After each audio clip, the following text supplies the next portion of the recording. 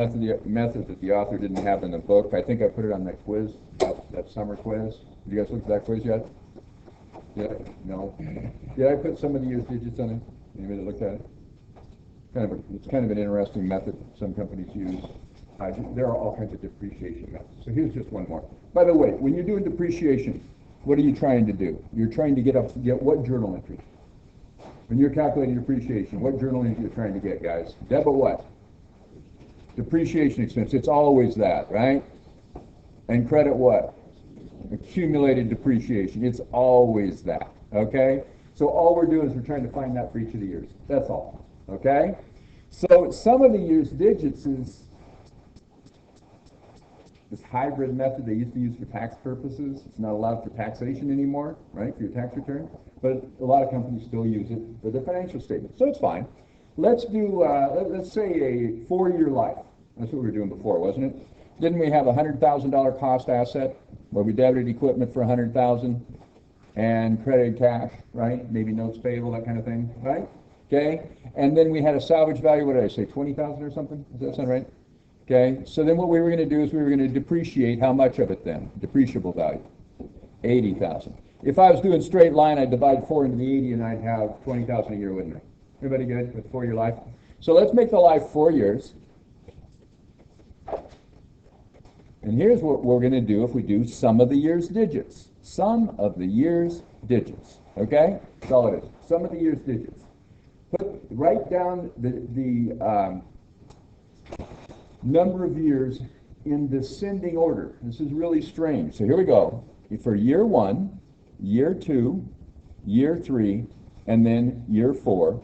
I'm going to depreciate the $80,000 across those years, and what I'll do is I write down 4, 3, 2, and 1.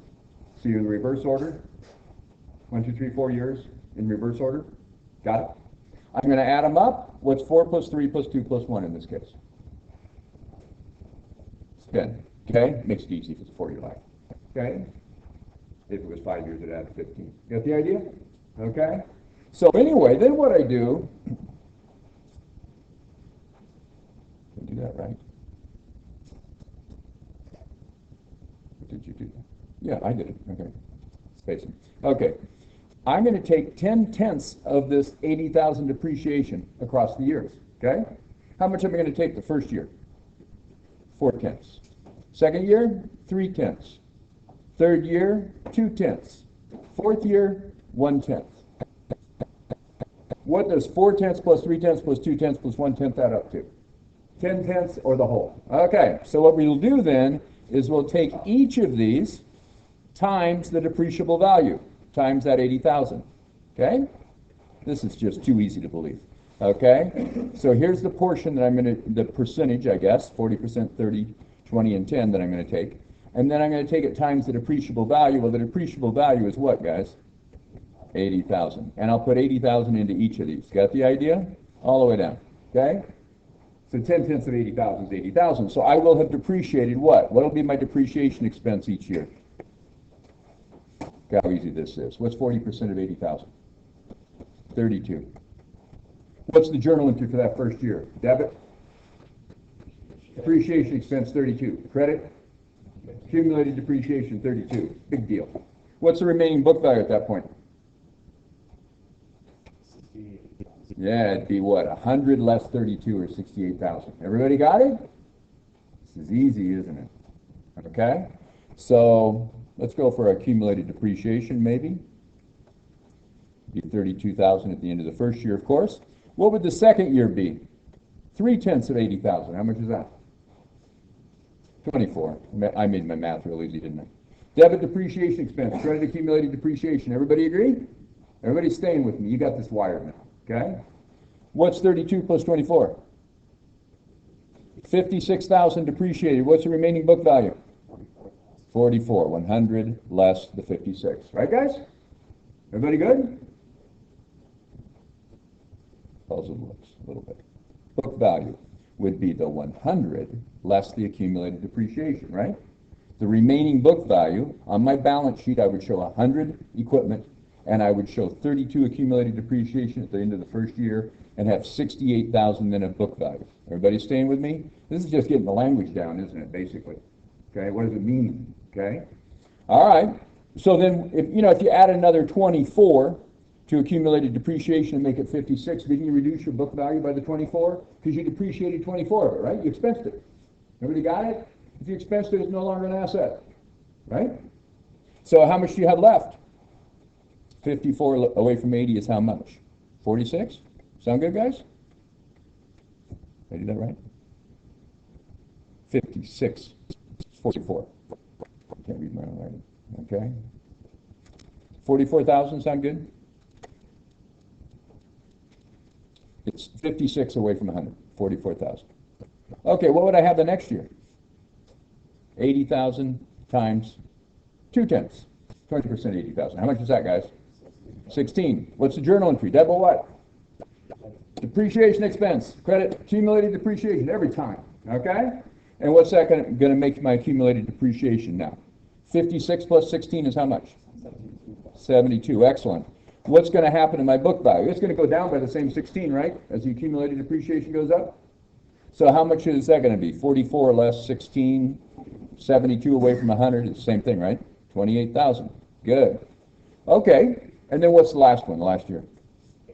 8,000. Debit depreciation expense. Credit accumulated depreciation. What's the total amount we have in accumulated depreciation?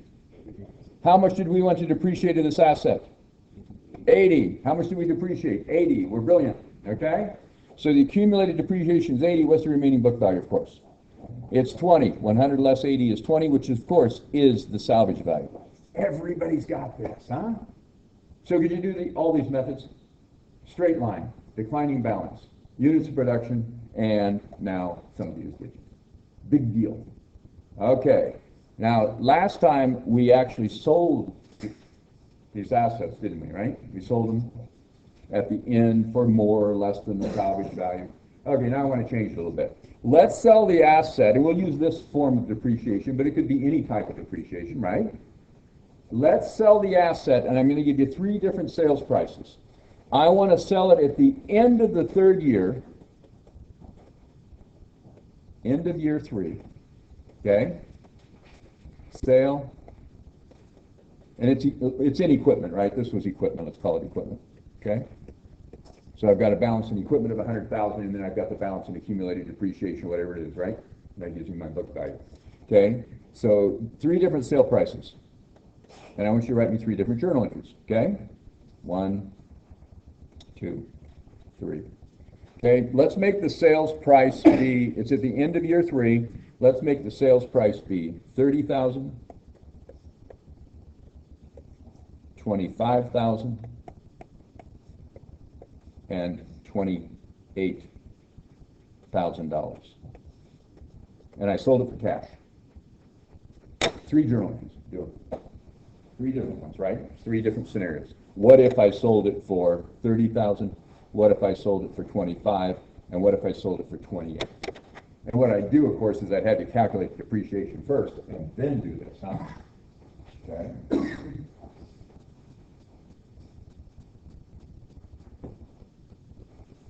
Let's write down the obvious. I got cash. I gave up equipment. Those points, right?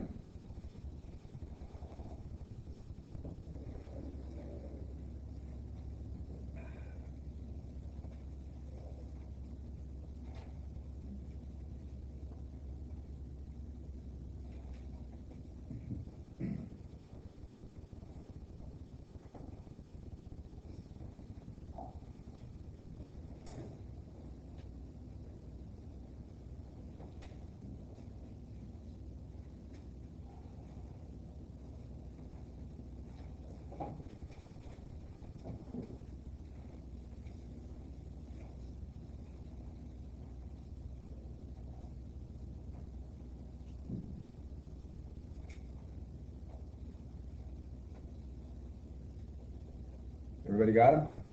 They're pretty simple, aren't they? What's the first one? Debit what? How much? What'd you get rid of? Credited, right? It's an asset. How much? And then what do you need? You need to debit what? accumulated depreciation. What's the balance at the end of the third year? Into the third year. What is it? 72,000. Everybody agree? What's the accumulated depreciation? It's 72. What was the book value at that point? Well, it's 100 less 72 is what? It's the 28. I sold it for 30. I sold an asset that's on the books at 28 for 30. What happened to me? Gain on sale. Got it. Gain increases net income. Gain on sale. How much is the gain on the sale? This is my journal entry balance. 30 plus 72 is 102. 100 plus 2 is 102. There's nothing to this. Okay, let's do it for 25. Debit what? Cash for 25,000. Credit what? Equipment, because I don't have it anymore, for 100. You want to get rid of the accumulated depreciation still? Yeah, and if it's at the end of the third year, how much is that? That's the hard part, isn't it, to figure out what the accumulated depreciation is. Okay? It was 72. What does that mean? It's a $28,000 asset you sold for 25. What happened to you? You lost 3. That would be what? A debit or a credit on the income statement, having a loss. Debit, right? That's why the gain's a credit. It's increasing income. Okay?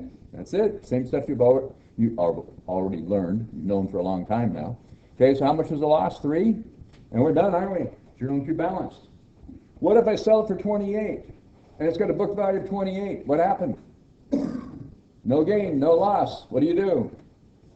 Debit cash 28, don't you? Credit what? I don't have the equipment anymore. Get rid of it. Take charge of this stuff, you guys. Take charge of everything we're working on. Get it under control. And then wouldn't I get rid of the accumulated depreciation? Because if you leave that accumulated depreciation on the books, you'd have 0 in the equipment, and then you'd have 72,000 accumulated depreciation. What would you do? Take 0 less 72,000 and have a negative piece of equipment for 72,000? What's that? I don't know. Okay? By the way, it happens a lot with companies. They'll keep depreciating assets after it's fully depreciated, right? Depreciate more than 100,000, all kinds of ridiculous stuff. Okay? So we've got to be watching for that stuff. Anyway, sure. So that's it, isn't it? Let's do one other thing. There's a lot in this chapter. Read the chapter, look at everything, look at the quiz, come to the review section, right? We're not going to get to everything in class, there's no way. Okay, that's been true all semester, hasn't it? All right, so let's talk about, how about if I bought a truck, okay? Did this when I was really early in my career. Those from mushroom farms, I was operations manager. Ridiculous. Remember the senior management team when I was 25 or something? That was pretty funny. Senior management team, 25. But anyway, yeah, it was strange. But anyway, we bought a truck. I have no idea what it cost, but it was, I don't know, over 100,000 back in those days. Tractor trailer rig, right? Long time ago. So $500,000 now, I don't know. Anyway, so let's say you buy a vehicle like that, a truck, tractor trailer rig, semi, right? For $200,000. Okay.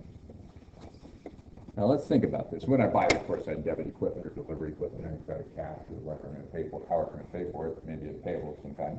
Okay, anyway, as I use it, I depreciate it, right, guys? Okay. But let's talk about if I drive it. I don't know. I drive it 10,000, or I drive it 5,000 miles, and then I decide to change the oil, put new oil in it. What's that? What kind of expense? It's going to be expense, right? Yeah, it's going to be expense because I used it up, right? What's that going to do? Maintenance expense. Just repair and maintenance expense. That's it. It's no big deal, right? Okay. What if I drive it 50,000 miles and then I spend $20,000 replacing all the tires? That's maintenance expense. It's just maintaining it. It's not making it last any longer, right? Just maintaining it. Everybody got it? That makes sense? Just no big deal. So it doesn't matter how much the expenditure is, how big it is. If it's just maintaining it, it's just maintaining it. It's no big deal, right? How do you put a roof on a building? It's maintenance expense, unless you make it into a different building, right? Okay. How about though if I buy that new truck, and this actually happened at those things, and in the first month we bought this brand new truck, their first gorgeous one, it was really nice. We had a marketing manager that wanted it to be a advertisement going down the road. I mean, it was beautiful. And back in those days, everybody didn't do that. Now they do, right? Not as fancy as that was. Some of them, notice semis out on the freeway, don't you? And they're really, really nice. Anyway, this one is beautiful. It was beautiful. Big oceans advertised on the side of it. Mushrooms. Anyway, and so we bought this thing, and Keith, in his infinite wisdom at 25 years old, had a manager working for him who didn't know what he was doing, and that manager hired a truck driver who didn't know how to drive a truck, but he brand new tractor trailer. And he drove it off of a loading dock somehow, and punched a hole in the bottom of the oil tank in a diesel rig, and then he went out on the freeway in 90-degree weather and drove it until it melted into itself. And we spent, like a $200,000 piece of equipment maybe at the time, and we spent $30,000 replacing the engine the first month. I didn't get fired for that. Should have, right? For my stupidity hiring the person who hired this person. But anyway, yeah, oh man, Eric was a mess. So anyway, what do you do with that cost? Is that repair and maintenance? I don't think so. We didn't use it, and then just, in fact, it just, did it extend its life? No, it's not going to last as long with the new engine as it would have with the original. And this is a mess. What is that? It's a casualty loss. Yeah, loss. I'd call it loss due to stupid manager hiring stupid truck driver. Right? He's a stupid manager. Yeah. Okay. Yeah. Luckily, you can always remember this when you make stupid mistakes in your career. You have a boss, and when they come down hard on you, what's the reality? They only hired you. True? Don't say it right at that moment like that. Okay, later you can remind them of that. Sure, it's my fault. Yeah. And then you hired me, right? So anyway, that's later when you're having a beer with them. So, okay. So what would you do with that? That'd be a casualty loss, huh? Got a loss. To the extent it wasn't insured, whatever the thing was. Okay? How about, though, if I bought a really, really old truck? UPS has put 500,000 miles on it, or more. And now I buy a truck. And it needs paint. And it needs new upholstery. And it needs the engine to be replaced or rebuilt. And it needs tires all the way around. And it's a truck though, right? And so, I spend $50,000 to buy this truck. Okay? And then I put $100,000 into fixing it. What do I do with $100,000? Maintenance? Really? You think it's of a $50,000 truck and I spent $100,000 maintenance expense? Oh, it extended the life of the truck. It made it. Otherwise, it's not really useful right now. Right? Everything needs to be fixed, and I fixed it. What do you think it is? You said capitalized. Capitalized versus expense. Capitalized is what? Debit equipment. Debit equipment. It's more truck. That truck now is a different truck. You think you spend $100,000 refurbishing, rebuilding, making it a truck again, basically, right? Can you do that with trucks? Sure, absolutely you can, right? So the frame's still good, right? Everything works still, sort of. It just needs a lot of work, and you put the money into it, and now you've got a truck you spent $150,000 on that's going to last you 200,000 miles. You don't have $500,000 to buy the real one, right? It's brand new. But you can afford that, so you do it. Yeah, you debit equipment, debit delivery equipment for that, and then you depreciate the whole thing. Well, let's change it. How about if I buy the truck for $500,000, right? That'd be a really nice truck. You just put $500,000 into this tractor trailer rig, 3 long. Have you seen those? Right? 3 trailers on it. Okay. Anyway, so you buy this thing, right? Refrigerated, freezer unit, maybe, and everything, and you drive it now for a few 100,000 miles, and now you're going to put $50,000 into refurbishing it, bringing it up to that. What do you think of that? Is it going to make it a better truck? No, it'll be the same truck after you do it. Right? I'm not adding anything to it. It's not going to make it a better truck. Is it going to make it last longer than it would have? Yeah, probably. With that much, yes. Okay? I'm not just maintaining it. So what would I do with that? two ways. You can debit accumulated depreciation if you want. I kind of prefer that. Because you've been depreciating over its life, right? You got a big amount of accumulated depreciation because you kept debiting depreciation expense, crediting accumulated depreciation. So what's the deal then? What I'm doing is rolling the clock back. Now I'm going to get more miles out of this truck, aren't I? It's not a different truck. I'm just going to get it to last longer. So what I do is I debit accumulated depreciation and then I depreciate it again, huh? That sound all right? Or you can do this, you can debit equipment. That makes it look like you have more of a truck, doesn't it?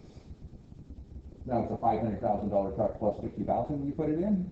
Well, it's not really more truck. So I don't like that one very well, but the author says that's okay, and lots of people do that, right? I prefer the debit accumulated depreciation, just personal preference. So everybody got the different things here?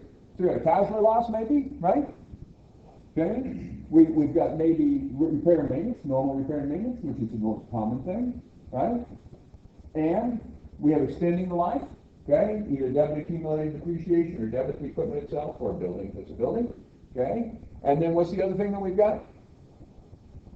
You could actually improve it, right? And if you improve the asset, turn it into a better asset, you debit the equipment. Okay, buy an old one and fix it up, or just fix one up what you've got. What if I have a tractor trailer rig and there's no refrigeration in it, and I decide to put in a refrigeration unit, and I spend $20,000 on it?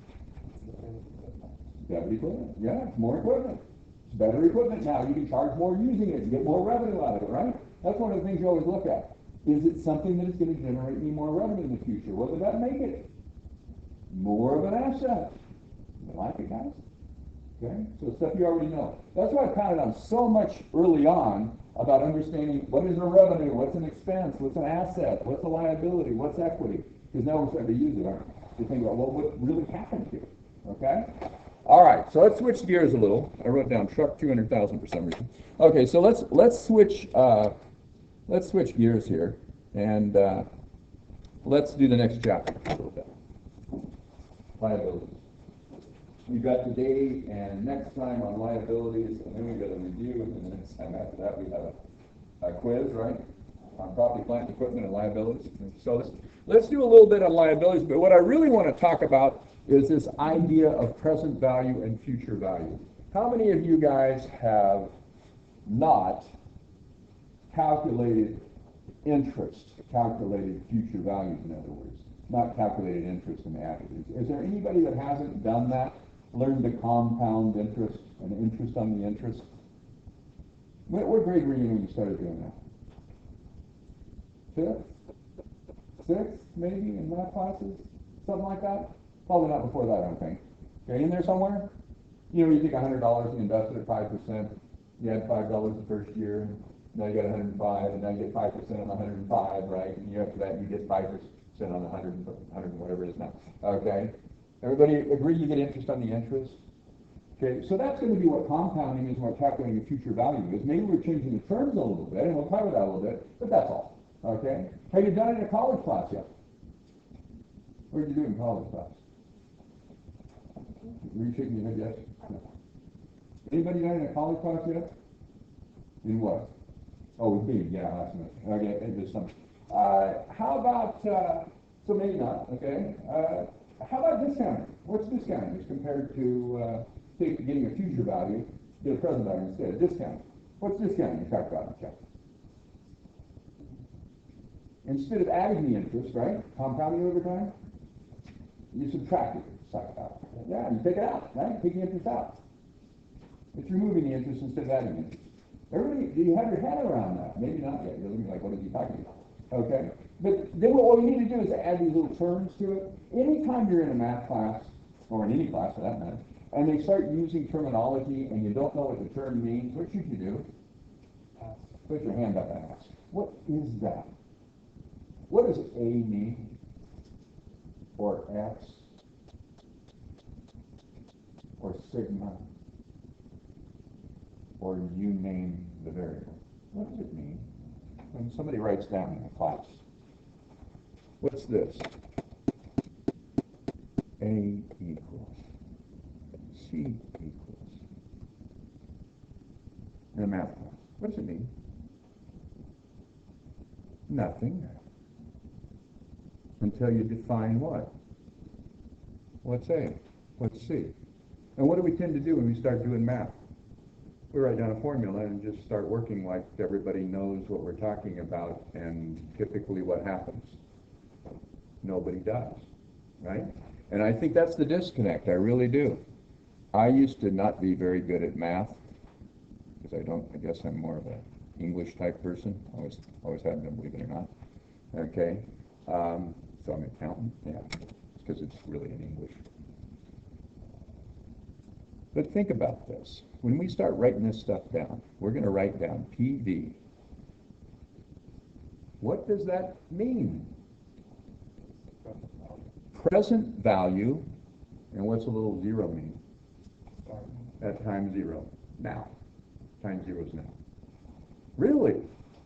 So if you don't know what PV means, what happens to you when you start calculating present values and future values?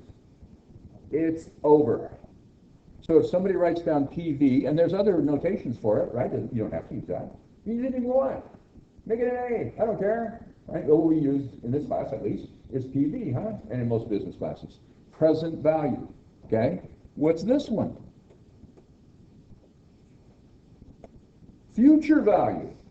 Right? And what's N? Little n. Some number of periods. It could be years, right? Could be months, could be quarters, could be days, it can be whatever you want it to be. A lot of times years. Okay?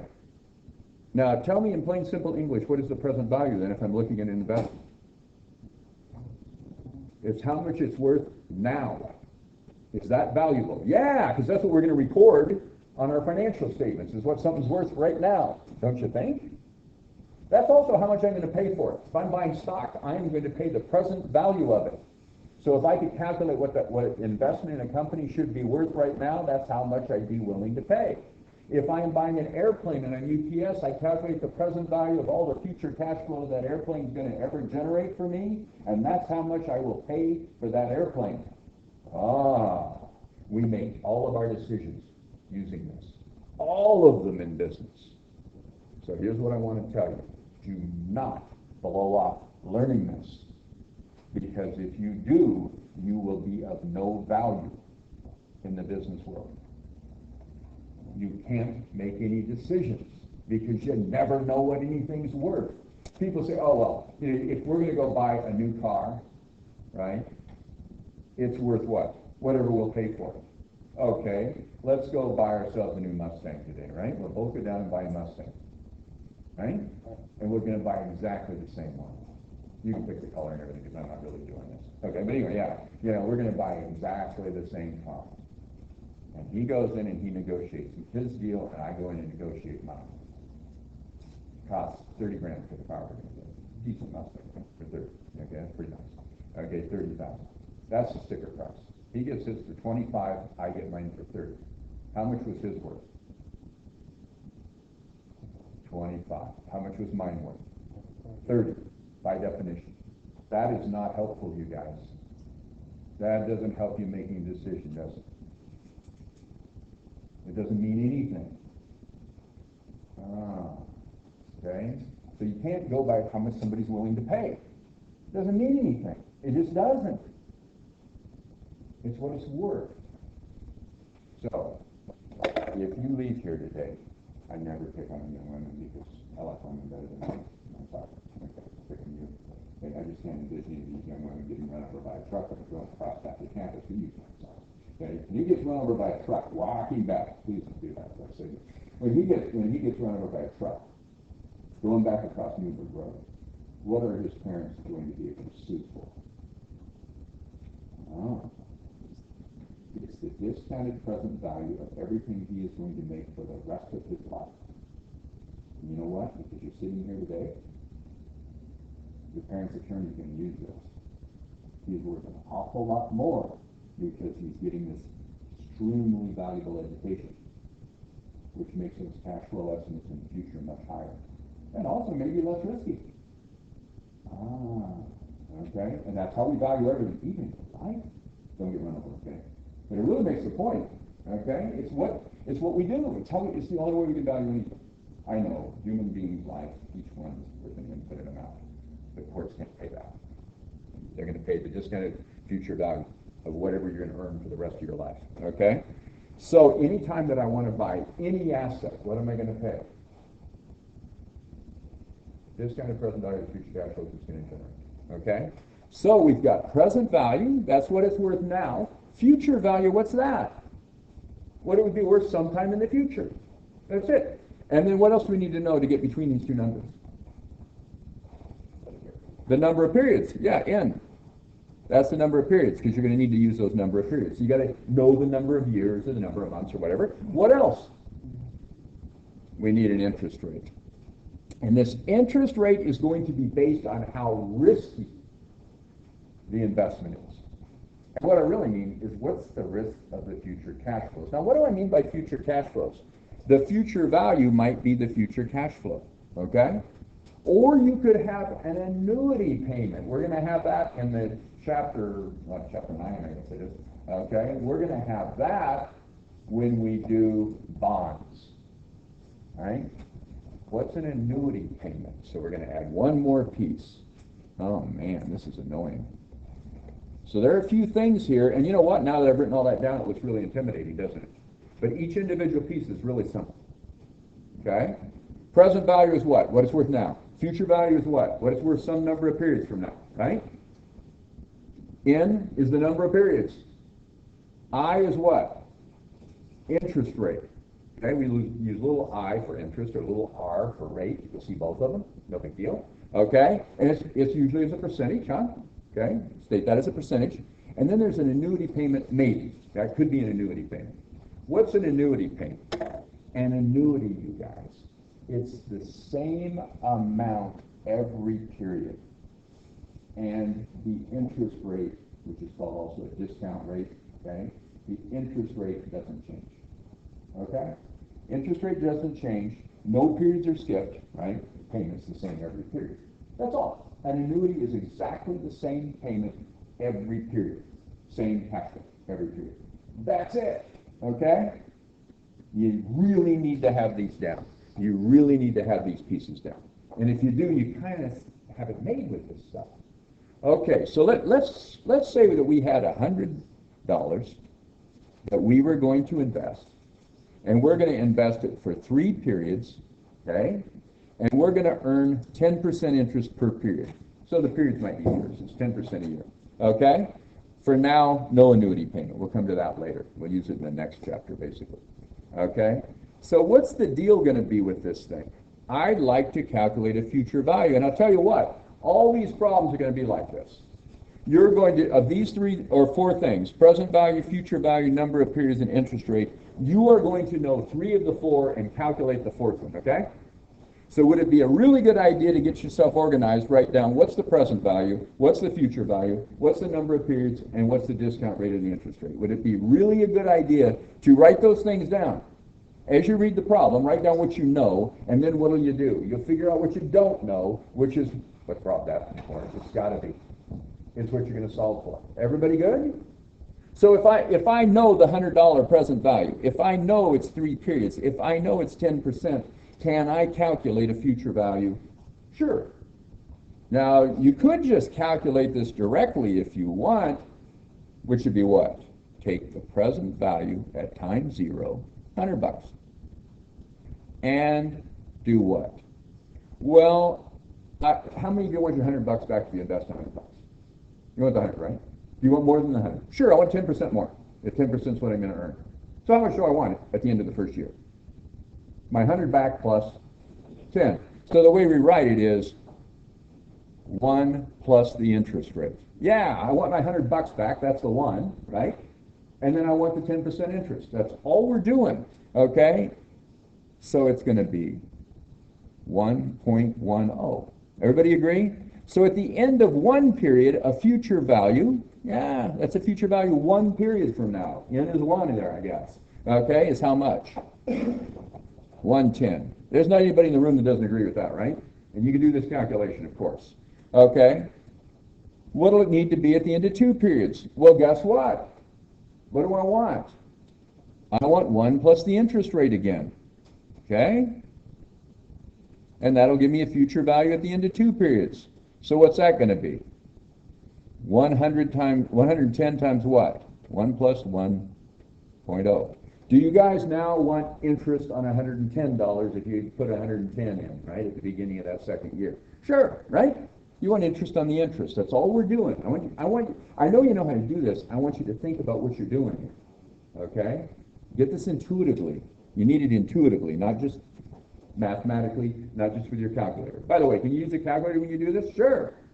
But I'll tell you, if you don't know what the problem is asking you for, the calculator won't help.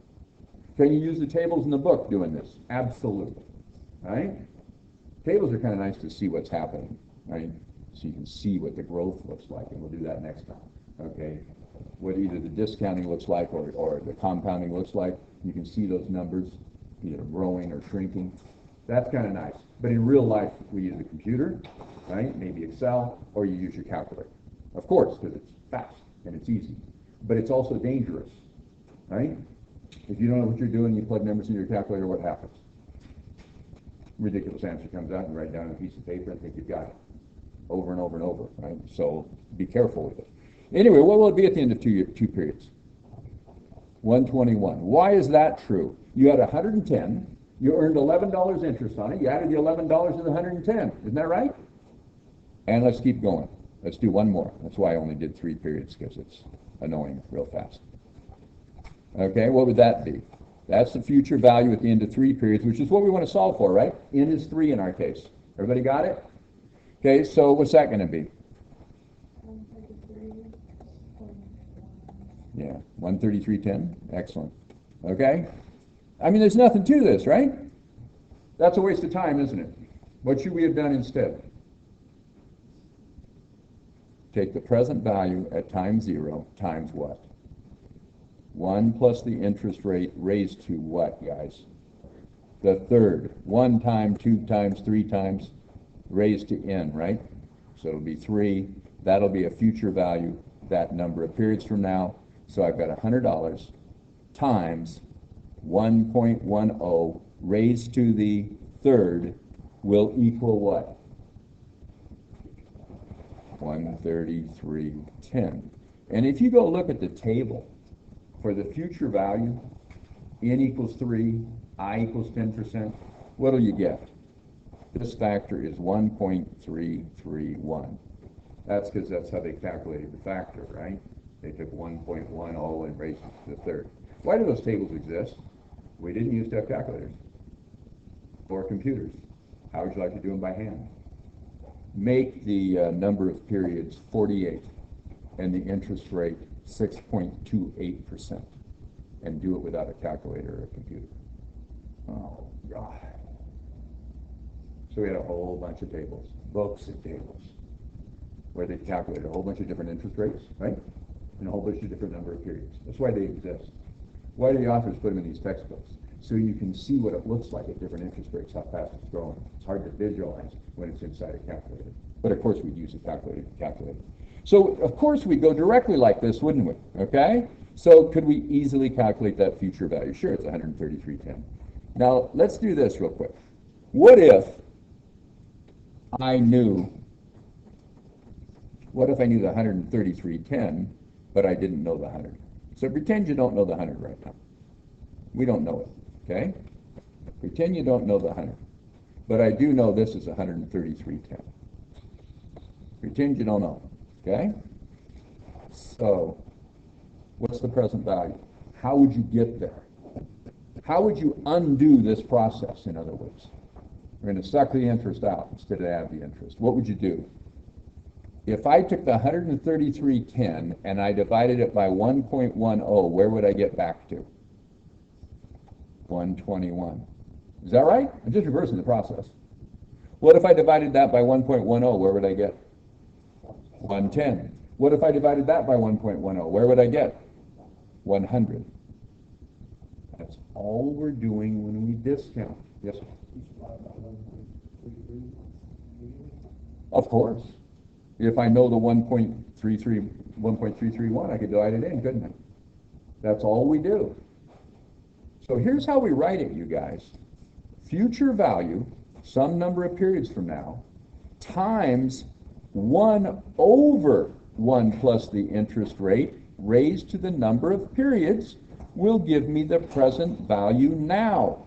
Okay, now think about what we're doing. When you put 1 over 1 plus the interest rate, what is that? Is that the same thing as dividing?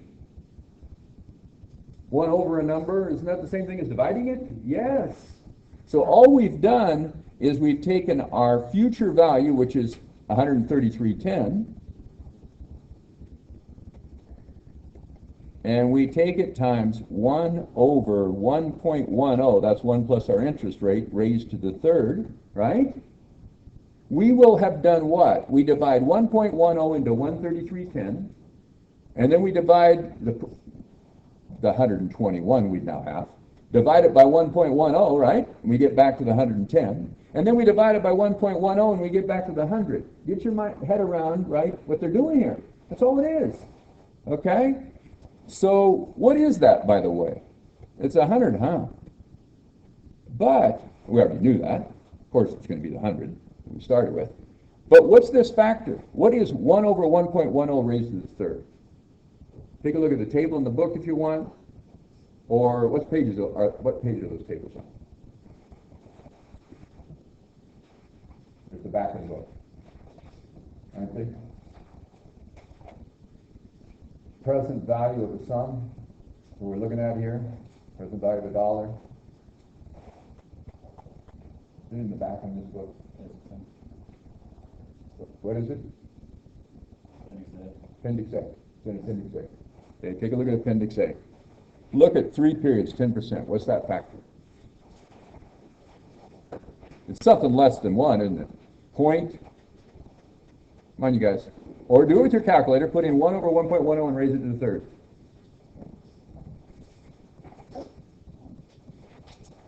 .75. See it on the table there? 3 periods. .75 what? 0.7513. Okay, I want you to try something. Take 1 and divide it by 1.331. And what do you get? 0.7513. Take 1 and divide it by 0.7513, and what do you get? 1.331. Well, of course.